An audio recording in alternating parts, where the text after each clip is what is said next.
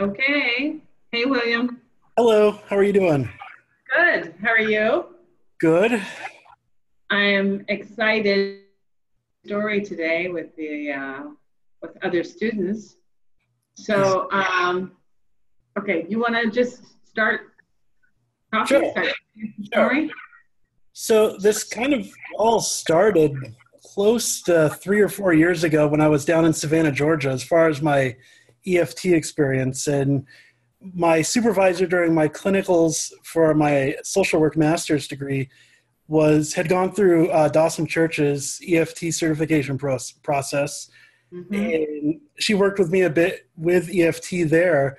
And I kind of realized at that moment, I had kind of stumbled onto something special Yeah. because my whole, recovery from Iraq and everything, it didn't really kick off until that point, you Okay. So know. you came home. So you came home from Iraq with PTSD.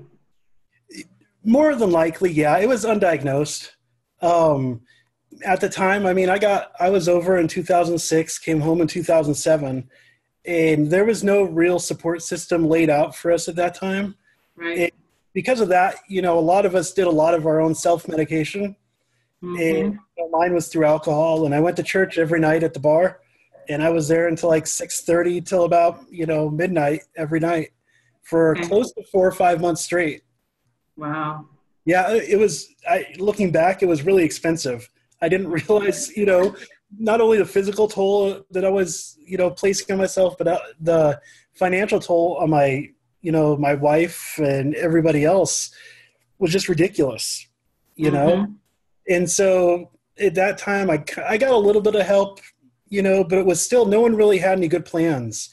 No And one. what were you doing as for a profession at that time? Oh, I was in school. I decided after I got back, kind of kickstarted my whole therapy and social work career was when I was going through all this. I kept on saying to myself, where the hell is all the help? Where are these? I got sent off and I'm back and now I need help and there's no one here.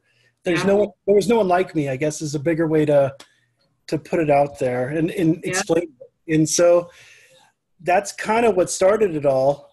So I started school in 2008 to finish my undergrad in psychology, and I was in no way, mentally still ready for that at all.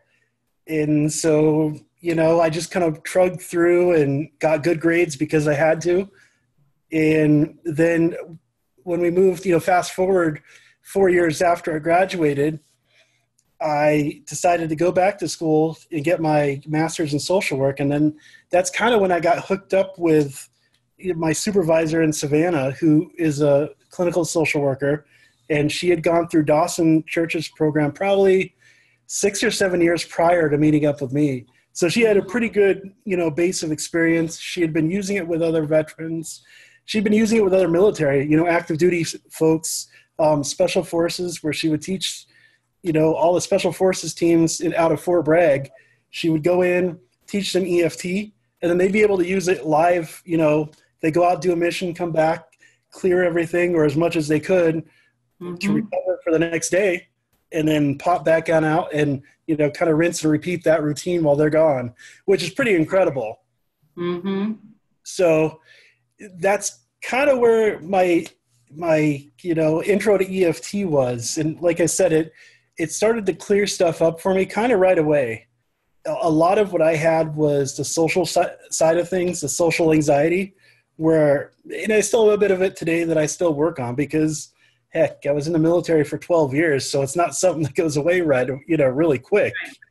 Right. So, we worked a lot on social, being able to be out in public and not feel like when I walk into a room, I kind of gotta know, or I have to know about the room. I have to know where it is. I have to know the Right. exits.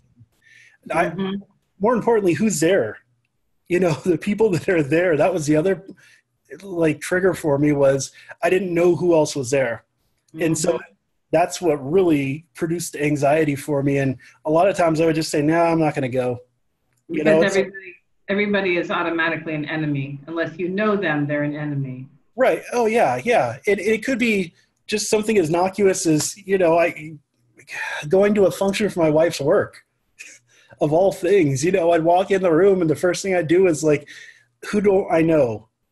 And that's really what I'm looking at, is who don't I know? Who are they? Where are they standing? What are they doing? How are they acting? What type of behavior? So I worked really hard on that with my supervisor, with EFT, and I was able to get it down to a far more, manageable and livable, symptom. I started out, I'm sure I was well over a 10 on the SUD scale when I started all this. Yeah. Now, like a 3. And for me, that's good. Yeah, it's huge. I in no way have this, thought in my head that I can be down to a 0 and actually be there. I know that's something I'm always going to have to deal with for the rest of my life. Okay. Well, with EFT, I'm working to get it out.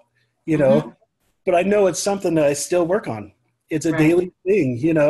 I think I actually wrote about in the discussion boards going to a professional training. And I knew that would be anxiety provoking because I hadn't been to one here in North Dakota. And so I didn't know the people there. I had never been to the hotel it was being presented at. And I just started tapping, seriously, about the fear, about the anxiety, about the lack of control, all of that, Yeah.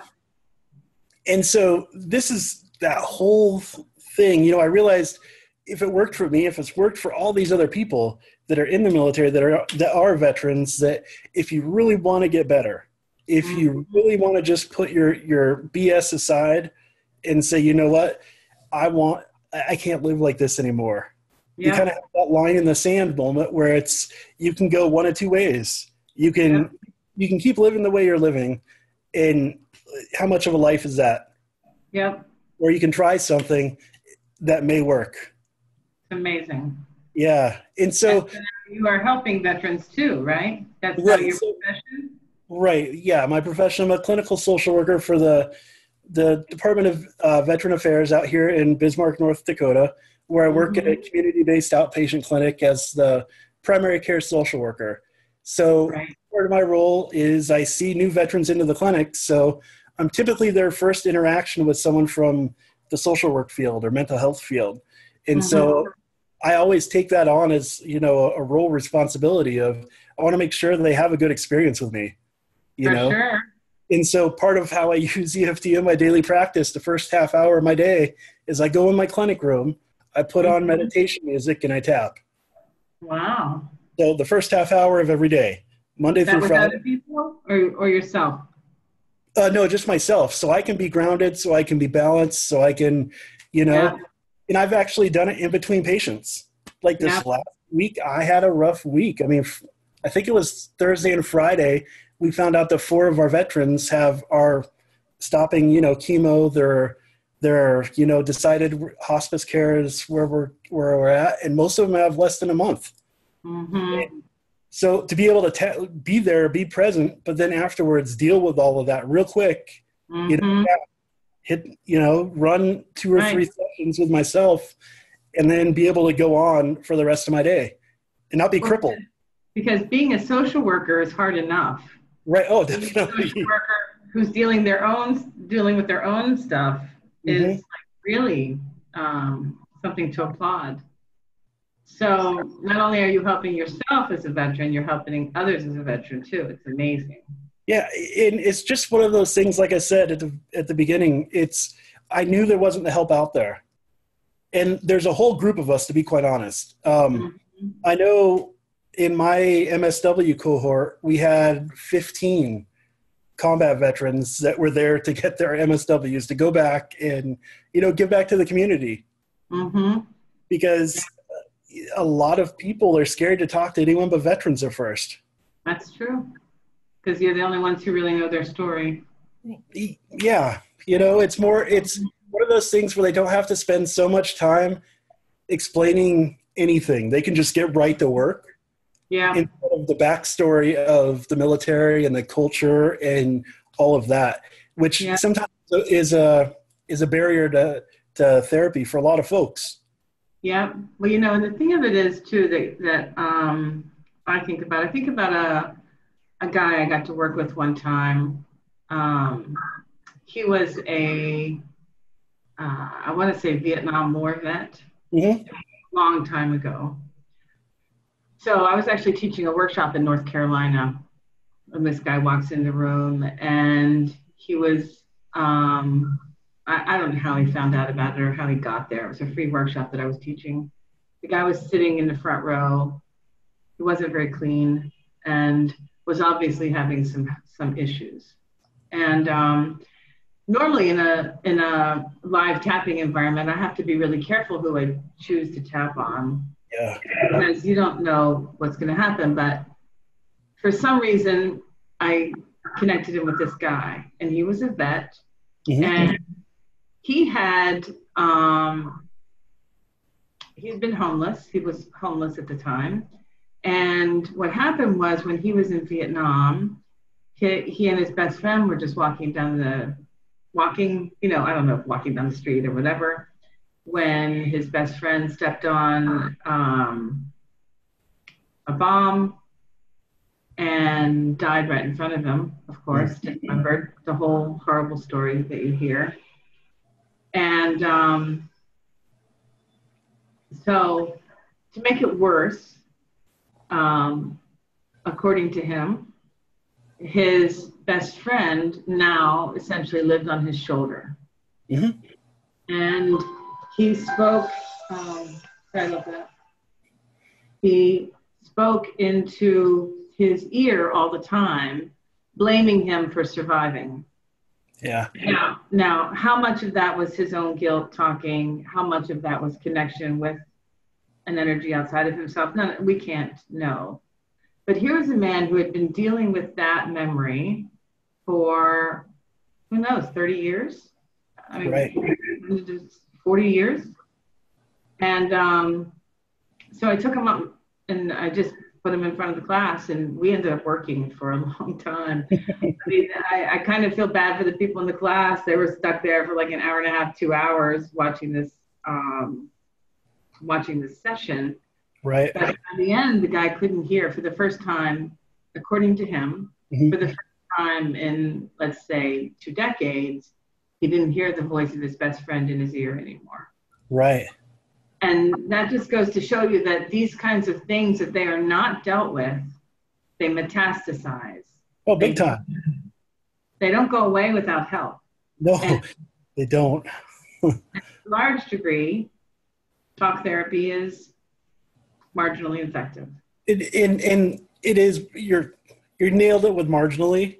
I recently did a clinical trauma professionals course, and the data out there shows after you balance an individual, and by balance I mean, deal with the education, deal with explaining to them and educating them about all of their symptoms they're having, whether it's the hypervigilance, the avoidance, the numbing, the re-experiencing.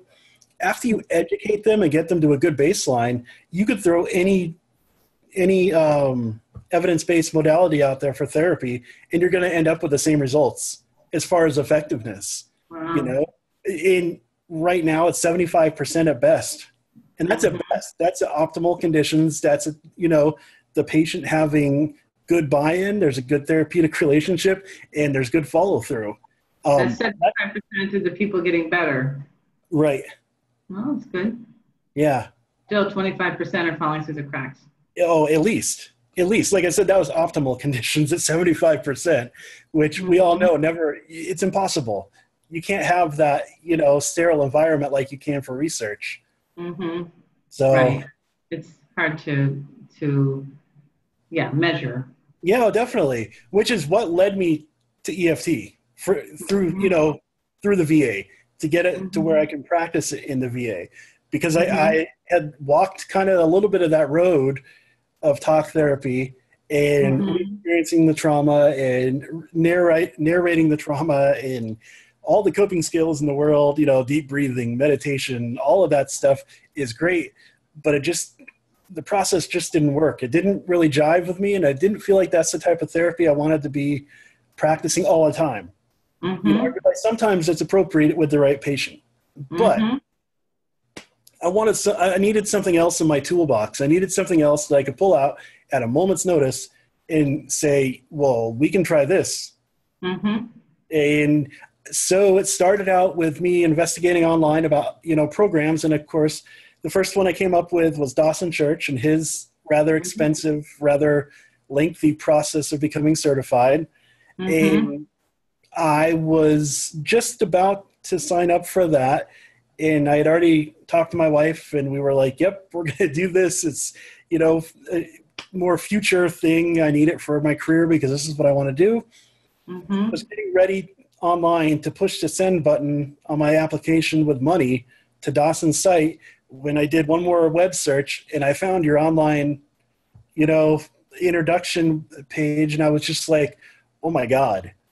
I was like, I just about threw away a couple $1,000s, just in coursework, not even in travel and hotels and everything, Right. and I was like, when you said in the video that EFT training shouldn't cost you, I can't remember what you said, like an arm and a leg or something, you shouldn't have to go and spend your weekends to do it. You should be able to get, the online version, and it's consistent. It's the same message every time to every student, and it doesn't change. And that, to me, that spoke volumes. Just as, the academic side of me, I was like, well, that makes perfect sense. I'm going to get the same information from this person just like every other person who does this program. Oh yeah, because when I taught it live, it was different content every time. Well, and that just makes sense because who's in the room? There's different people every time you're in that room.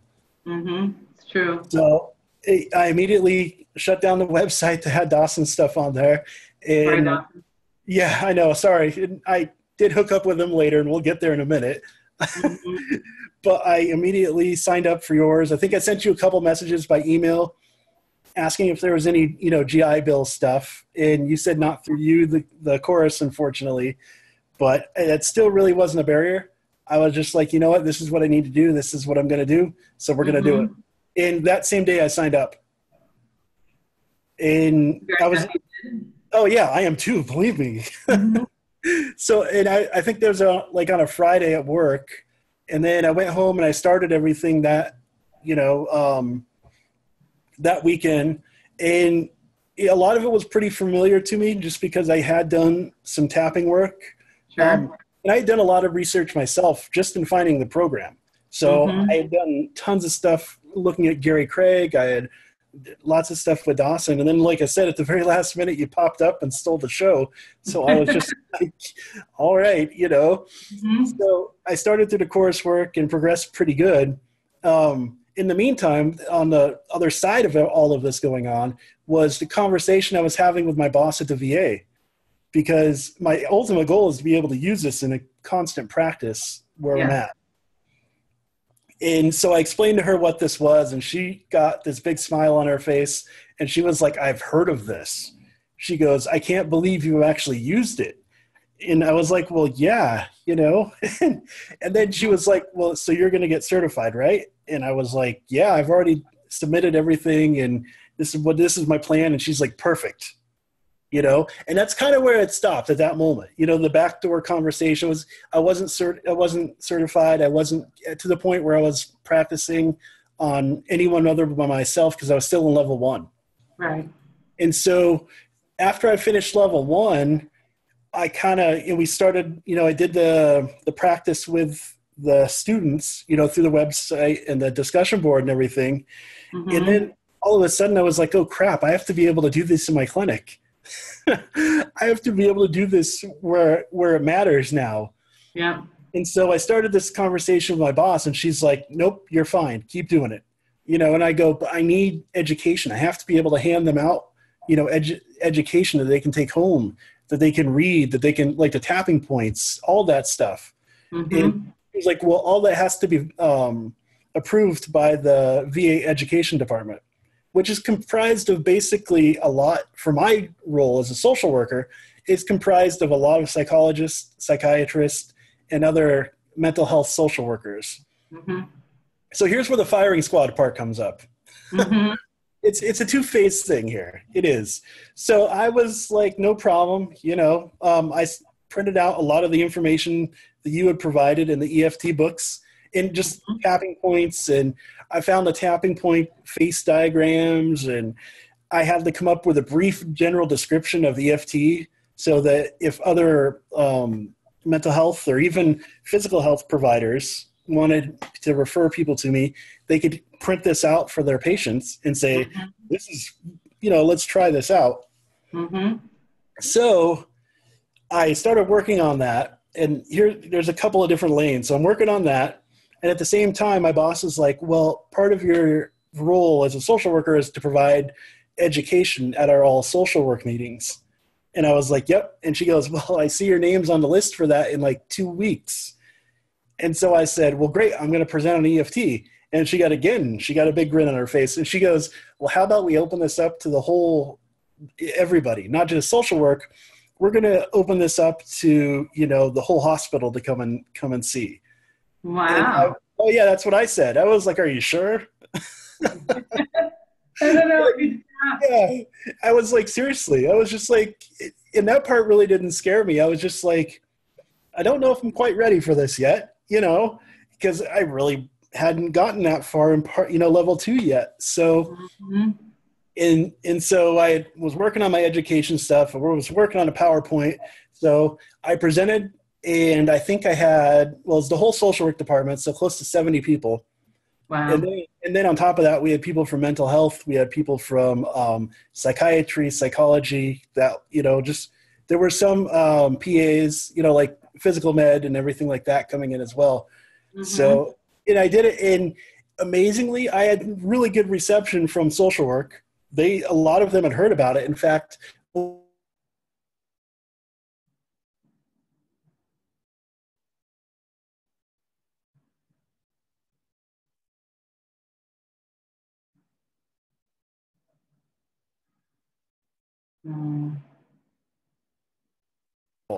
on top of that, some of the questions.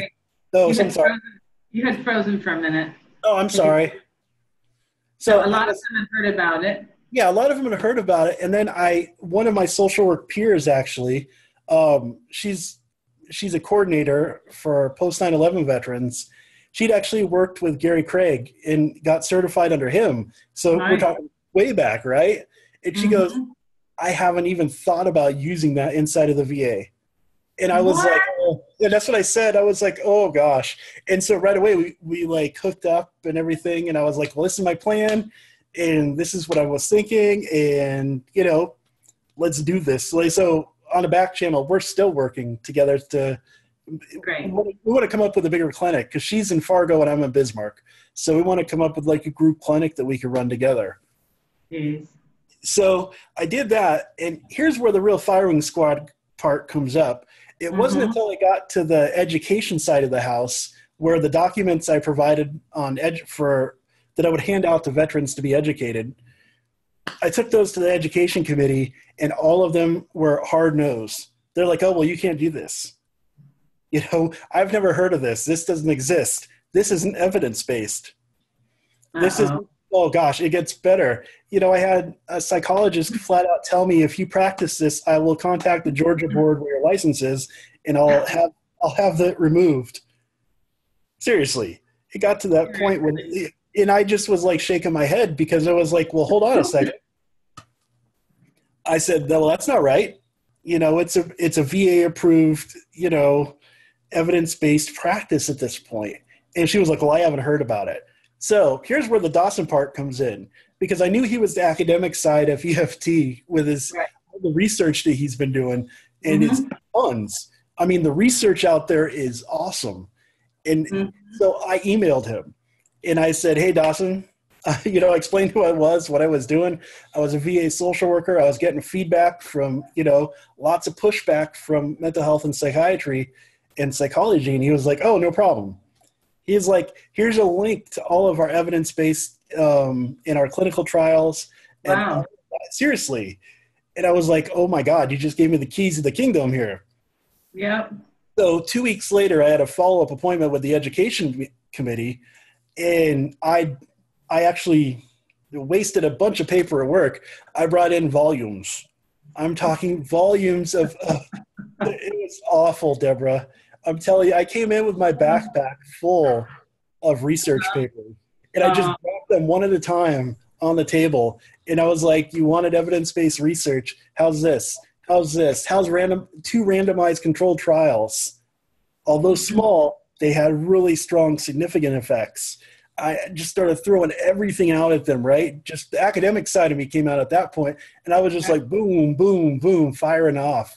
And they all just kind of looked dumbfounded, like they just, what just happened here, And so I was like, is this strong? Because if they had shut you down, you couldn't do EFT in your clinic. That's correct. Yeah, and that was the whole thing, is if they said no, it was no, because they're not over me by any means, but the chief of staff of medical said, well, if it doesn't meet the rigorous standards of psychiatry, psychology, and mental health, you can't do it. And I was like, well, this is BS, because it's approved for use by the VA. Yeah, right. And I said, so what makes us any different than big VA anywhere else? Right. No one had a good answer for me. But that's why I came with all my guns loaded. Seriously. Wow.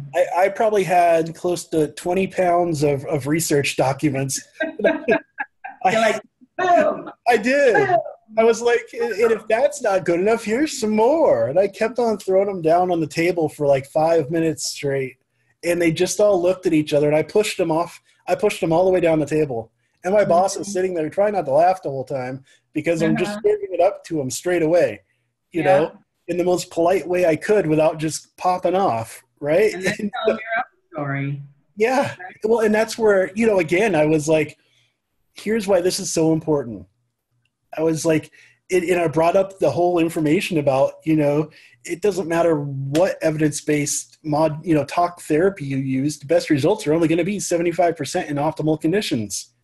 And so again, all of the, psychiatry, psychology, PhD folks were all up in arms because I spoke against the good word of talk therapy. But I was like, yeah. But I said, look, this is how it works. I can provide myself. I have a ton of folks that I know that would come and be present on the video screen and test, provide their own backdrop, And I said, not only that, I had my small little anecdotal bit of using it in my own clinic. I mean, I had people that were in Turkey way back, and this is like during the Vietnam era. Yeah. And they watched people on a firing squad get shot and dropped. And they still had night terrors. They weren't able to sleep in the same bed as their spouse for 20, 30 years. And after 5 sessions with me, they were back in the bed. Now, were they perfect? No, but yeah, exactly. They were on the road to recovery. It's beautiful, right? It is. You watch them get well, when they've been in this kind of pain, like the guy, the veteran guy, who had heard the voice of his best friend for probably 30 years yelling at him. Yeah. Who couldn't function in the world. When that voice goes away, you just changed a life. Yeah, big time. I saw one of my veterans, I think it was Friday, just this last Friday, and I'd work with him on migraines. And, we did, I think, seven sessions. And, again, not down to a 0, but 1 or 2 on the SUD scale. And he's like, it's very limited on how much I have migraines anymore. He's like, probably like maybe 1 a week at the most, where it was like every day. I mean, like every hour of the day. I mean, I could go on and on. Tapping. Yeah. I mean, tapping didn't go away just because he's at a 1 or a 2 or a 3, right? He can still continue to do the tapping. And he does in his own practice. And that's the best part about this is the way I teach this is I want people to create their own practice around this in their own life. Because if it's not practical, if it's not something they're able to use in their own life on a daily basis, it's you're not going to get better. Yeah. One of the things I do is after the first session, and they say, "Yep, I want to do this," and we've already tapped in the session once and everything. I'm like, I need at least a minimum of 3 times a day. And I actually write out homework, just like Yeah. any other talk therapy. I give them homework at the end of it, just so everyone's happy. And Yeah. they have to tap 3 times a day. And I Yeah. say, preferably in the morning when you first wake up, and then right before you go to bed, because Mm-hmm. every veteran I know has problems sleeping. I said, Yeah. this will set you up for a good night's sleep. And if it doesn't, and you wake up, tap when you wake up. Mm-hmm. I said, Yep. that third time, that's your choice. You can do it whenever you need to, but I need a buy-in of at least 3 times until we make this a habit. And, this is Yep. where we get into the neurobiological side of everything. And I'm like, we're rewiring your brain. And Yep. so I'm able to bring that whole other, neurobiological side in and actually educate them about how we're doing this and why it's so important to do it right, so often right away, because we Yep. want to create those new neural pathways so that we can make this a habit that they're going to keep doing. And Mm-hmm. I would say 6 out of the 10 veterans I worked with initially, at least for level 2, have all continued, in their own life And it's tapping. one of the beautiful things about EFT, isn't it? Is that you don't, you have a crisis, you don't have to call somebody. You don't Yeah, have to set up an appointment. You don't have to come up with $100 to $200 to walk in the door to see somebody. You don't have to wait the 7 to 10 days until somebody's available. You have exactly. the power in your own hands right now. And that's my biggest thing is I want to get it out to the masses. Mm-hmm. Me too. I mean, especially in the veteran community, because we're so limited in you have 8 hours a day basically that you Yeah. can get face to face with somebody. Yeah. And you're just one person. And it's why I keep my prices so low as Mhm. well. I could honestly, I could charge twice what I charge for my course and probably have just as many students.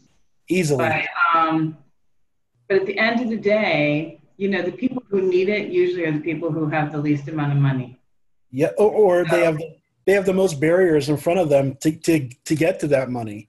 mm-hmm. Where they have, Yeah, and I see that all the time. yeah, Where it is the person who's got like 3 strikes on their felony, have PTSD, have other things going on, and are can't homeless at the work. same time. And that's your typical veteran that I see in the clinic. Yeah, and that's we're taking care of the least of these, right? Yeah, Like kind of our responsibility as humans in some way. yeah. Oh gosh, You know? yeah. And so that's the best part about this is I can share it, I can educate, and then if people can use it on their own. And I Mm-hmm. tell people that right away. I'm like, I'm in no way a master. I was like, Mm-hmm. this is something that I'm going to teach you, and we're going to work on this together collaboratively, and Yeah, we're going to make this the best experience we can for you, so that when we're done or we're not together, you don't feel trapped. So yeah. because when you get to that point, you can start tapping and you're fine, or at least manageable. So what happened with the firing squad? Well, the end result is I'm able to do it because the I can't remember the title, but the medical director was like, nope, this is far too much evidence to ignore. I go, well, yeah, I go, but on top of that, I can do it with, big VA's permission anyways. I was like, I Mm-hmm. really don't need your permission. I'm doing this as a professional courtesy. Wow. Well, I just don't care. I mean, Right. part of that's just my military background, and I'm so used to having to, push in order to get what I want. And so when Mm-hmm. they challenged me, I was just like, you know what? You don't have any room to stop me. You're not going Mm-hmm. to stop. My boss is like, oh well, you're going to keep doing it regardless of what happens today. So, Mm-hmm. you know, Well, the other thing that's exciting to me is that you gave that presentation in front of all of those people, mhm, social workers, whatever.